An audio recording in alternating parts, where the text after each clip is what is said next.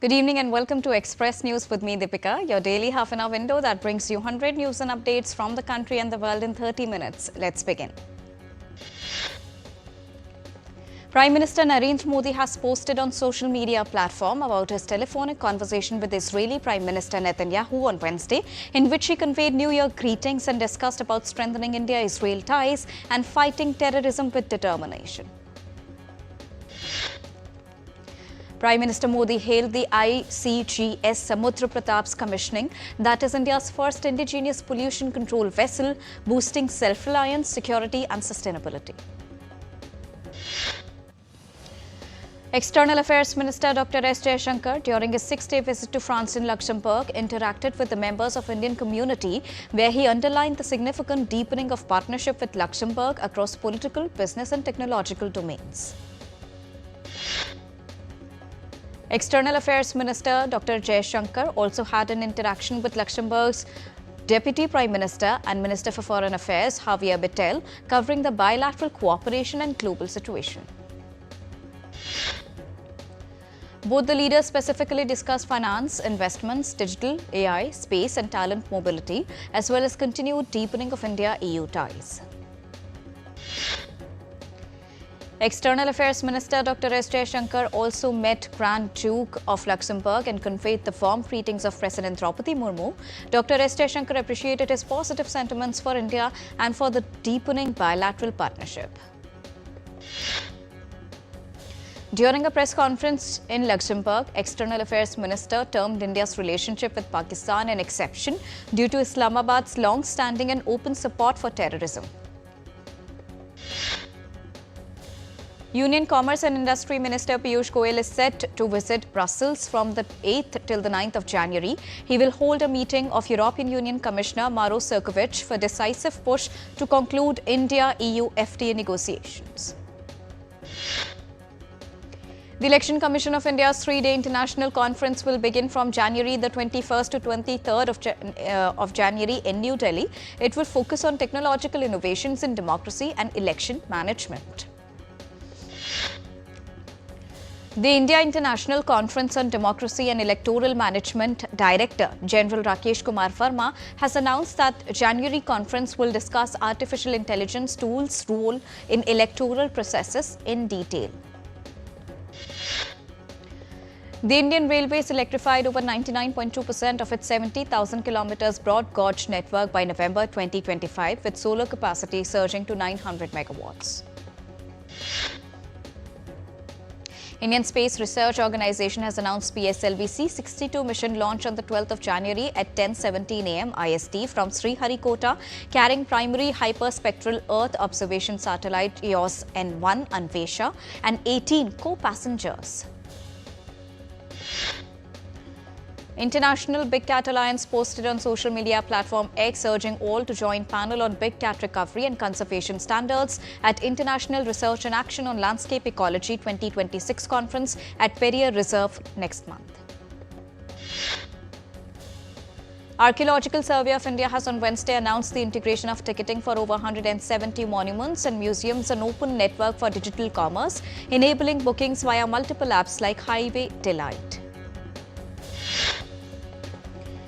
Prime Minister's office shared on X on Wednesday that a new study shows farm producers' income more than doubled, rising 126% from 2014-15 to 23-24 during the tenure of Prime Minister Narendra Modi.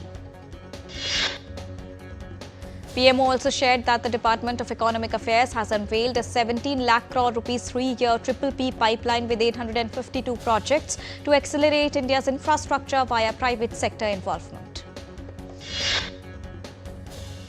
PMO also noted that India's solar module manufacturing surged 128.6% year-on-year to 144 gigawatts in 2025, adding 81 gigawatt from 63 gigawatts in 2024. PMO also noted that India exported Apple iPhones worth 4.51 lakh crore rupees in 2025, growing the electronics production 6-fold, and electronics exports have grown 8 times under Prime Minister's focused leadership. India on Wednesday projected economic growth of 7.4% in fiscal year 2025-26, underscoring resilience in Asia's third largest economy, even as global growth slows down. First, advanced estimates are projected at 7.3% real gross value added growth in financial year 26, up from 6.4%, while quarter 2 GDP surged to 8.2% on services. In business, Indian equity indices ended lower on Wednesday. At close, the Sensex was down 102.2 points or 0.12% to close at 84,961.14. Nifty on Wednesday was down as well by 37.95 points to close the session at 26,140.75. Indian rupee ended 29 paise lower at 89.88 per dollar on Wednesday. Global oil prices fell further on Wednesday, with Brent at $60 per barrel and WTI at $56 per barrel, pressured by ample supply and potential Venezuelan output increase. Global gold prices tipped slightly to around $4,490 per ounce on Wednesday, boosted by safe haven demand from Venezuela crisis, awaiting U.S. jobs data. Global silver prices eased slightly to around $79.55 per ounce, supported by safe haven demand from Venezuela tensions, supply concerns, and strong industrial use. The US dollar index holds around 98.5, slightly higher amid easing Venezuela concerns while awaiting key US jobs data. Bitcoin on Wednesday trades around $92,300 after early year rebound, with Ethereum near $3,270. Market is buoyed by institutional inflows and ETF filings. Asian stocks declined 0.5% on Wednesday, with Nikkei down 0.66% and Hang Seng dipping, pausing strong yearly rally amid Venezuela tensions and oil slump. Stocks Europe 600 rose 0.16% to around 603 on Wednesday, extending gains after breaking 600 mark, supported by easing inflation and positive sentiment. Venezuela's interim leader, Delcy Rodriguez, insisted on Tuesday no foreign power was governing her country, even as US President Donald Trump announced Caracas will be swiftly turning over millions of barrels of oil to the United States. Rodriguez, who was the vice president under toppled leader Nicolas Maduro, has given mixed signals about how much she is prepared to cooperate with US President Donald Trump, at times sounding conciliatory, at others defiant. Speaking 3 days after US Special Forces captured Maduro and his wife in a raid in Caracas, Rodriguez said that the government of Venezuela is in charge in our country and no one else. After Maduro's capture by US forces, Caracas has agreed to export up to $2 billion, which is 30 to 50 million barrels of Venezuelan crude to the US. US President Donald Trump will be in control of the proceeds for bilateral benefit. India's External Affairs Minister Dr. S. Jaishankar in Luxembourg on Wednesday expressed India's concern over Venezuela developments after US capture of Maduro, urging dialogue for people's safety and well-being. White House on Tuesday declared acquiring Greenland as a national security priority, discussing options including US military, while Denmark, Europe have rejected threats, warning of NATO's collapse. At Paris Coalition of the Willing Summit on Tuesday, French President Emmanuel Macron, UK Prime Minister Keir Starmer, Ukraine's Volodymyr Zelensky signed a declaration for UK-France reassurance force and military hubs post-ceasefire, as US also backed security guarantees for Ukraine. Iran's nationwide protests over economic hardship continue into Wednesday, with at least 36 killed, over 1,200 arrested. The clashes have now intensified in Tehran Bazaar despite the crackdown. Members of Saudi-backed Presidential Council, including Council Chairman Rashid Al Alimi in Riyadh, held a meeting in Riyadh on Wednesday to discuss the latest developments in Yemen. Southern separatists announced that leader Idris al-Zubaydi remained in Aden, skipping Riyadh talks amid a Saudi-UAE feud. Ukrainian President Volodymyr Zelensky met with the President Nikos Christodoulidis of Cyprus in Nicosia as the country formally assumes presidency of the European Union. In his meeting with the president, the Ukrainian president hoped that Cyprus's presidentship will give momentum to Ukraine's bid to European Union's membership. German Chancellor Friedrich Merz held the first cabinet meeting of the new year, urging members to show determination in solving the problems at hand and to strengthen the competitiveness of the economy. The cabinet meeting addressed the recognition of new and isolated coastal island in the South Pacific near Tonga under international law with the declaration of readiness to establish diplomatic relationship. Israel and Syria agreed to set up a communication mechanism in the US-mediated talks to coordinate on security, intelligence and commercial issues in Paris. A minority youth died in Bangladesh by jumping into a canal after he was being chased by locals in Nagaon's area. Atrocities against minorities continue in Bangladesh as the number of deaths has gone up to 6 in over a fortnight amid the unrest. The UN has confirmed that it will not send observers for Bangladesh's parliamentary elections scheduled for the 12th of February. South Korea sacked President Yoon Suk Yeol's trial over the short-term martial law imposition is set to conclude this week. French Parliament observes a minute of silence for the victims of deadly fire in ski resort on New Year's Eve that claimed 40 lives. Time for a short break. We'll be right back.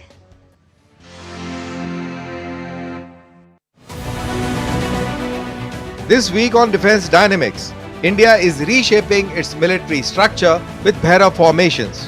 What are ramjet-powered artillery shells? And how India's rocket punch gets an emergency boost with Suryastra. As Europe and Israel turn to India for industrial depth, my take explains the why. Watch Defence Dynamics this Wednesday at 8 p.m. IST only on DD India.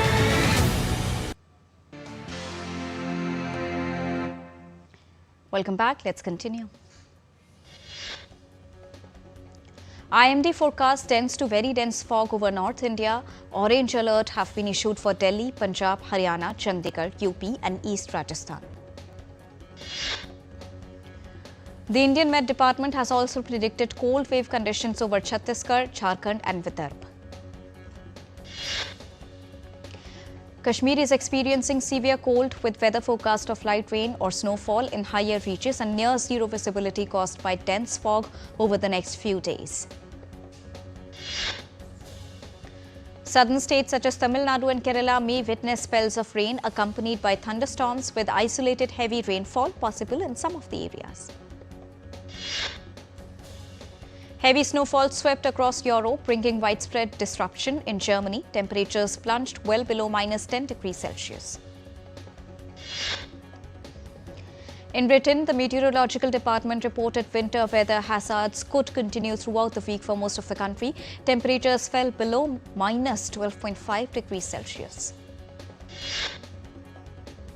Heavy snow in Paris has forced major flight cancellations with about 40% of the flights at Charles de Gaulle and 25% at Orly Airport are impacted. More than 400 flights were cancelled at Amsterdam's Schiphol Airport and all domestic rail services were suspended due to weather and IT outage. Heavy rains in Kosovo have caused severe flooding and power outages. Authorities warn that the situation is expected to deteriorate over the coming number of days. Snow and heavy rains caused power failures in flooding in parts of Balkans, with one woman killed in a weather-related accident in Bosnia. Orthodox Christians in Serbia and Montenegro gathered on Tuesday to celebrate Christmas Eve with the burning of oak branches known as banjiks. Both the countries follow the Julian calendar to mark Christmas in January rather than December. In Moscow, Russian Orthodox Patriarch Kirill led to Christmas Orthodox Divine on Wednesday night in Christ the Saviour Cathedral.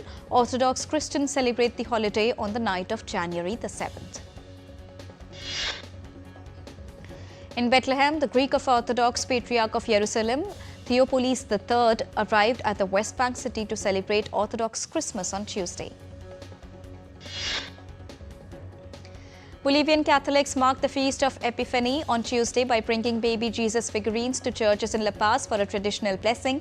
The Feast of the Epiphany, also known as the Three Kings Day, commemorates the visit of three Magi to baby Jesus.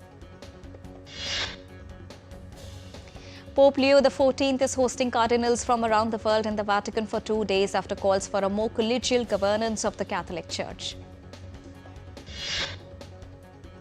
Elvis Presley fans and tribute artists kicked off their annual journey to the Elvis Festival in the Australian town of Parkes to remember the iconic artist. Consumer Electronics Show 2026, which is the largest technology exhibit in the United States, kicked off on Tuesday with excited visitors lining up to see products incorporating artificial intelligence. The event will close on the 9th of January. The Consumer Electronics Show, known traditionally as the launchpad for the latest in technology gadgets, has emerged as a key destination for debutant EV automakers. The Hydro-Secure phone, powered by Murena, has emerged as a major highlight at the ongoing CES trade show, appealing to the users prioritizing privacy in a data-driven digital era. The CES 2026 is displaying a humanoid robot designed by robotics company Sharpa that can deal cards for same game of blackjack. London Zoo conducted its annual stock take, counting more than 8,000 animals under their care. Humboldt penguins, Asiatic lions and a pair of capybaras were amongst the animals being assembled and tallied up. Japan's Tamagotchi exhibition has opened for the public in Tokyo to commemorate its 30th anniversary. The exhibition celebrates iconic digital pets in craze in the 1990s. French collector remembers legendary film star Brigitte Bardot as he goes through his collection of objects related to the iconic star who passed away in December last year. Locals and visitors in India's Gujarat are charged up with enthusiasm to celebrate the upcoming Uttarayan festival to be held next week. The festival marks sun's northwards movement. The ongoing Ahmedabad International Flower Show 2026 is garnering attention from spectators as it showcases India's vibrant history, culture, achievements and much more in a creative yet informative way. Bollywood actor Ranveer Singh's Dhurandhar film has rewritten the box office books by beating Pushpa 2, The Rule, to become the highest-grossing Hindi film of all time. Veteran genre, host and personality Brandon Davis is entering a new phase of his career with the launch of The Brandon Davis Show, a podcast that will publish 3 times a week on YouTube and podcasting platforms. Netflix has renewed the popular romantic dramedy Emily in Paris, starring Lily Collins, for a 6th season. The renewal comes less than 3 weeks after the 5th season premiered on the streaming platform. Following the success of The Housemaid, Sydney Sweeney might soon return to the sequel, directed by Paul Feig. Oscar-nominated actor Sebastian Stan, known for playing Bucky Barney's aka the Winter Soldier in Marvel films, may be a part of Robert Pattinson's starrer The Batman Part 2. The latest teaser for Marvel Studios' upcoming Avengers Doomsday has been unveiled, reigniting fans' excitement with the much-awaited return of X-Men. French film icon Brigitte Bardot will be laid to rest in the French Riviera town on Wednesday. Béla Tarr, the iconic Hungarian filmmaker, died at the age of 70. She was born in 1955 in Pécs and began her career as an amateur filmmaker at the age of 16. The winners of the New York Film Critics Award dazzled on the red carpet in New York. Filmmakers, actors and creatives arrived in striking ensembles that reflected both classic elegance and bold contemporary flair. Stranger Things Season 5 has surged into Netflix's all-time top 10 following the release of its last episode. The final season drew massive global viewership. PV Sindhu scripted a remarkable comeback victory over Sung Xiaoyun of Chinese Taipei in the first round at the Malaysia Open in Kuala Lumpur. PV Sindhu will face Japan's Tomoko Miyazaki in the round of 16 at Malaysia Open on Thursday. Top-ranked Indian shuttler Lakshya Sen progressed to the second round of the Malaysia Open in Kuala Lumpur. India's Ayush Shetty began his 2026 season on a high note, defeating Paris Olympics medalist Lee Zijian in the first round. ICC T20 Cricket World Cup trophy was displayed for public viewing in Kathmandu. The tournament will be held in India and Sri Lanka from next month. England's batter Jacob Bethel slammed a maiden Test century against Australia on the fourth day of the fifth Ashes Test against Australia in Sydney. The tourists were 302 runs for the loss of 8 wickets at stumps as England built a tenuous 119-run lead to leave the final Ashes Test on a knife's edge. Coco Gauff pulled off double duty to drag defending champions United States into US semi-finalists. Gauff secured a 6-3, 6-2 victory over Maria Sakkari in Perth, and in the deciding mixed doubles, Gauff teamed up with Christian Harrison to battle past Stefanos Tsitsipas and Sakkari. Poland secured their place in quarterfinals of United Cup on Wednesday after they defeated the Netherlands. Asian Games gold-winning Indian middle distance runner Jinson Johnson announced his retirement after a 15-year career. Former Manchester United manager Erik ten Hag is set to return to his old club FC Twente as technical director from next season, as he has signed a contract until mid-2028. Brazilian footballer Neymar has agreed to extend his contract with Santos until the end of 2026 as he hopes for a World Cup call-up despite recent injuries. Barcelona will face Athletic Bilbao in the semi-finals of 2026 Super Cup in Jeddah on Wednesday night. And coach Hansi Flick said the match would not be easy and his team would have to defend well after praising Bilbao's attack. And with this, it's a wrap here on Express News for now, but news and updates will continue here on DD India. So don't go anywhere. Keep watching and keep tracking DD India for all latest news and updates from the country and the world. Thank you so much for joining us right now. Namaskar.